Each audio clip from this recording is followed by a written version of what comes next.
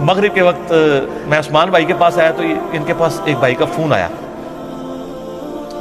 تو وہ کہنے لگے کہ جی وہ علی بھائی جو ہے نا وہ انہوں نے جو مصنف ابن ابی شیبہ سے روایت بتائی تھی نا تو میں نے جا کے لائبریری میں دیکھی ہے، واقعی مل گئی ہے، اور وہ جو ایک حاکم کی روایت تھی نا وہ مجھے نہیں مل رہی تھی، وہ بھی مل گئی۔ اچھا، انہوں نے سپیکر آن کیا تھا، میں گفتگو سن رہا، میں سمجھے کوئی مفتی ہے، تو کہتا ہے میں لائبریری میں گیا تو میں نے ایک چیز نوٹ کی، تو وہ سارا کچھ میں نے عثمان بھائی کو اشارہ کیا، میں نے کہا ایسے پوچھے کون ہے، تو سر وہ کہتا ہے میں پیکو کا کام کرتا ہوں،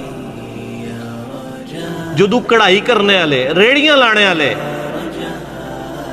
کالج کے اسٹوڈنٹ مفتیوں کے گاٹے فٹ ہوں گے تو سر پھر وہ تو چیخیں گے نا کہ ہم نے اجماع کرنا ہے اس کے خلاف، نا تواڈے خلاف تواڈی عوام نے اجماع کرنا ہے انشاءاللہ، اور کر لیا ہے اجماع، تو آپ کے خلاف ہوا ہے۔ اچھا، تو میں نے پھر عثمان بھائی کو اشارہ کیا، اس سے پوچھو بھی تمہیں حاکم کا نام تمہارے مطلب بڑے بڑے علماء نے نہیں سنا ہوا، مصنف ابن ابی شیبہ صرف انہوں نے کہیں پڑھا ہی ہوگا کہ دیکھی نہیں ہے، یہ کتابیں تو عوام الناس کے سامنے تو کتب ستہ ہی آتی ہیں۔ وہ کہنے لگا جی میرے ایک دیوبندی مفتی دوست ہیں، ان کی لائبریری ہے، تو میں ادھر جاتا ہوں، میں ایک ایک چیز کاؤنٹر ویریفائی کرتا ہوں اور چیک کرتا ہوں، نشان لگاتا ہوں، میں اس مفتی کو بتاتا ہوں۔ تو کہتا ہے میں نے پھر انہوں نے بتایا علمی ایک لطیفہ، انہوں نے کہا کہ مفتی کہتا ہے یار یہ تو جو یہ تجھے کون بتاتا ہے، تو اس نے کہا کہ وہ میں انجینئر صاحب کو سنوں، کہتا وہ تو مرتد ہے، استغفر سیدھا انہوں ایک منٹ میرے سامنے بٹھا، اور ایک منٹ نہیں کٹ سکتا، وہ کہتا انہوں چھاڑ دے تو میرے سامنے نہیں ایک منٹ بیٹھ سکتا، نا پرانیاں گلاں، پرانے فرقے، پرانے بزرگ، یہ پرانیاں گلاں نے، اس زمانے جاہلیت میں ہوتا تھا، اب تو پیکو والے، ریڈیو والے، کالج کے اسٹوڈنٹ، موچی، کتابیں بیچنے والے، ٹھیک ہے جی، اور مٹیریل بیچنے والے، وہ اب جناب علماء کو فٹ ہوئے ہیں۔ تو اس نے کہا یہ دیکھ لے حدیثیں لکھی ہوئی ہیں نا 5B میں جو لکھی ہیں کربلا کے اوپر، یہ نکل رہی ہیں کہ نہیں؟ وہ کہتا ہے نہیں علی مرتد ہے۔ اس نے کہا اچھا علی تو مرتد ہے، اور علی نے جن سے حدیثیں نقل کی ہیں وہ تو اس سے بڑے مرتد ہیں۔ آئے ہائے ہائے پھکی، اے پھکی ساری اتنے نہیں، یہ ساتھ پوری دنیا پھکی اپنے اپنے سٹائل ہی پھیل رہی ہے۔ اسی لیے ہم نے کوئی فرقہ نہیں بنایا، کوئی جماعت لانچ نہیں کی۔ مجھے بڑے لوگ ابھی مشورے دیتے ہیں کہ جی وہ ایک پلیٹ فارم سے آواز پوری دنیا میں بلند ہونی چاہیے، ایک ٹویٹر اکاؤنٹ ہو۔ میں نے کہا نا، ہر گلی میں انجینئر الگ ہونا چاہیے، ہر ملک کا انجینئر الگ ہونا چاہیے، ہر گاؤں کا انجینئر الگ ہو، وہ اپنے اپنے حلقہ اثر میں دعوت و تبلیغ کا کام کرے۔ اگر ایک پلیٹ فارم کے نیچے کریں گے تو وہ بت کھڑا ہوگا۔ ایک شخص ایسا ہے جس کے اوپر ہم اکٹھے ہو سکتے ہیں، وہ صرف نبی علیہ السلام کی ذات ہے، ما ضل صاحبکم وما غوا۔ تو آپ پوری امت کو امام اعظم محمد رسول اللہ صلی اللہ علیہ وآلہ وسلم کی ذات کے اوپر اکٹھا کریں، بجائے آپ یہ کرنے کے کہ آپ انجینئر صاحب کے اوپر کریں۔ اس لیے ہم کوئی مدرسہ یہ کام نہیں کرتے، انہی مشتوں میں رہیں، اور یہ بڑی برکت ہے۔ ہمارے محلے میں ایک دو بندیوں کی مسجد ہے، مجھے یاد ہے جب میں نیا ریورٹ ہوا نماز شروع کی تو مجھے وہ وہاں کے عالم صاحب نے نا بازو سے پکڑ کے نا مسجد سے نکال دیا۔ یعنی پہلے تو میری عادت تھی، میں تحدیث نعمت کے طور پر بتا رہا ہوں، میں فجر سے اشراق تک مسجد میں اعتکاف کرتا تھا۔ اب تو کرتے کرتے یعنی معاملات بڑے سکڑ گئے، کیونکہ اس سے زیادہ امپورٹنٹ کام شروع ہو گیا تو مشکل ہو گیا میرے لیے۔ تو پھر میں نماز پڑھ کے نکل آتا تھا، تو بلکہ وہ میں تو آمین زیادہ اونچی بھی نہیں کہتا ہوں، میں درمیانی آمین جو سنت ہے وہ پھر بھی ان کو چپتی تھی، تو ادھر جا کے پڑھا کر یہ وہ، میں چپ کر کے سنتا رہتا تھا، میں نے مسجد نہیں چھوڑی، ٹھیک ہے۔ اس کی برکت میں آپ کو بتاؤں کیا ظاہر ہوئی ہے، یہ تو چاہتے ہیں ہم مسجدیں چھوڑ دیں۔ آج وہ 15-20 بندے رفع الیدین کرتے ہیں، آمین کہتے ہیں، مسجد گونجتی ہے، مفتی صاحب کو کوئی وٹ نہیں چڑھتا۔ لیکن اگر میں اس وقت ایک چلا جاتا تو وہاں یہ دعوت، اس لیے میں کہتا ہوں جہاں ہیں وہاں لگے رہیں، یہ آپ کے بھائی ہیں، آپ ان تک بات پہنچائیں، ٹھیک ہے۔ پھر آپ کو اللہ تعالیٰ خود بخود ساتھی دے گا۔ پھر انہوں نے محنت کی، یار آپ لوگ ہمیں غلط بھی سمجھتے ہو، ہمارے پیچھے نمازیں کیوں پڑھتے ہو؟ تو ہمارے ایک بھائی جو لکڑی کا کام کرتے ہیں، وہ مفتی نہیں ہے، ان کا مفتی صاحب بات یہ ہے کہ المصنف ابن ابی شیبہ میں موجود ہے۔ آئے ہائے ہائے سر، لکڑ والے نے کہنا سی المصنف ابن ابی شیبہ میں موجود ہے، تو آڑے مولویوں نے بخاری مسلم نہیں پوری پڑھی کہ جی عبداللہ بن عمر کہتے ہیں جب تک خوارج کی مسجدوں سے حی علی الصلاح حی علی الفلاح کی آوازیں آئیں گی، ہم ان کی اذانوں کا جواب بھی دیں گے، ان کے پیچھے نماز بھی پڑھیں گے۔ جب تک ہمیں السلام علیکم کہیں گے، ہم وعلیکم السلام بھی کہیں گے، لیکن جب یہ ہمیں کہیں گے نا کہ اپنے بھائیوں کو قتل کرو تو پھر ہم ان کا بات نہیں مانیں گے۔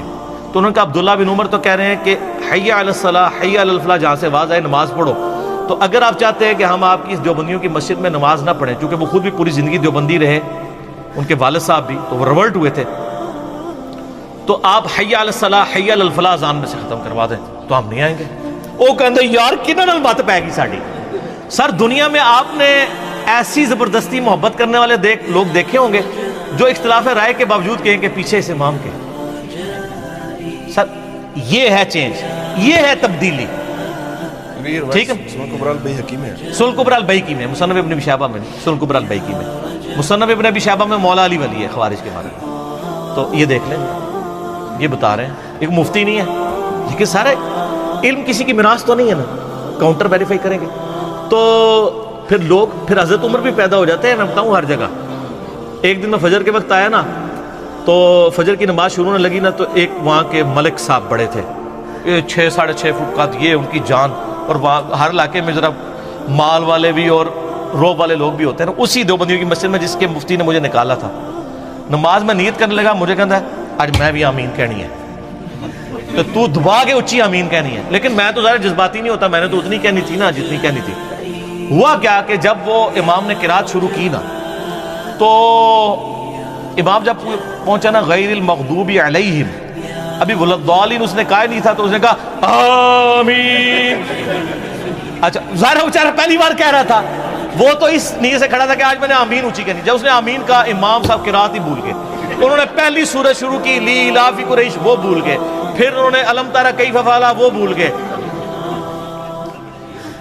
گھبرا گئے. سر ان مولویوں نے کبھی سوچا تھا کہ ہمیں بھی کچھ چیلنج کرے گا اس سسٹم کو؟ یہ تو بڑے بڑے بدماش بن کے بیٹھے ہوئے تھے, یہ ان کے قلعے تھے, ان کو کون للکار سکتا تھا؟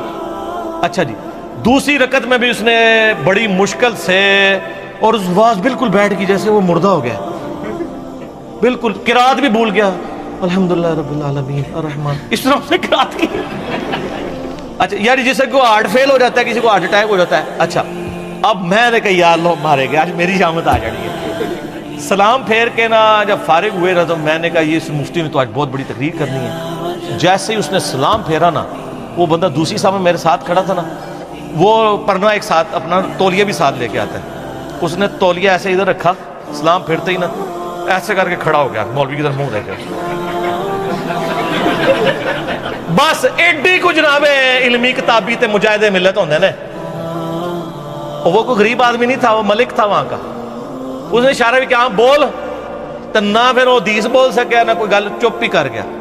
اس نے ٹاپک ہی نہیں ڈسکس کیا. وہ دن آج کا دن مسئلہ فتنہ ختم ہو گیا.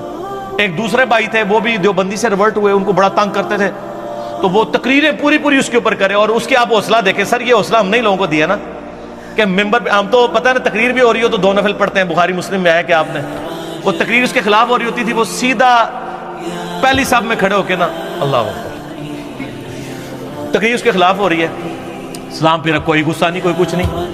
تو بعد میں وہ مولانا صاحب کو اس نے کہا حضرت صاحب آپ ہمارے لیے بہت قابل احترام ہے, ہم نے آپ سے قرآن بچپن میں پڑھا ہوا ہے, ہم آپ کی بڑی عزت کرتے ہیں, آپ جتنا مرضی کریں گے ہم آپ کے ساتھ کوئی غصہ نہیں کریں گے. البتہ ہم ایک اپلیکیشن تھانے میں دے دیں گے کہ عالم صاحب یہاں پہ مذہبی منافرت پھیلا رہے ہیں, پھر پولیس جانے اور ہم آپ کے ساتھ بے حرمتی والا معاملہ نہیں کریں. یہ تو اللہ کا فضل ہے, یہ رد الفساد اور ضرب عضب شروع ہوا ہے, تو جو دہشت گرد مولوی ہیں ان کے فتنوں سے ہم جیسے جو بیچارے انوسینٹ لوگ ہیں نا وہ محفوظ ہیں, ادروائز تو مصیبت کھڑی ہو جاتی ہے. اللہ سے دعا کریں کہ اللہ تعالیٰ یعنی اس ملک کو مزید یعنی استحکام کی طرف لے کے جائے, اور یہاں پہ رول آف لا ہو, جوڈیشری کی حکمرانی ہو, کوئی فوجی لیڈر, کوئی ایجنسی کا لیڈر, کوئی پولیٹیکل لیڈر عدلیہ سے اوپر نہ ہو, سب عدلیہ کو اکاؤنٹیبل ہوں, اور دلائل اور شواہد کی بنیاد کے اوپر یہ کام نہ ہو جو کچھ ساہیوال کے اندر ہوا ہے, بلکہ جو بندہ ڈیزرو کرتا ہے عدالت میں پروڈیوس کر کے عدالت سزائیں دے. رول آف لا یہ ہے, یہ انصاف کا نظام, یہ وہ نظام ہے جو اللہ نے اپنی کتابوں کے ذریعے, اپنے نبیوں کے ذریعے جو ہے وہ عوام الناس تک پہنچایا.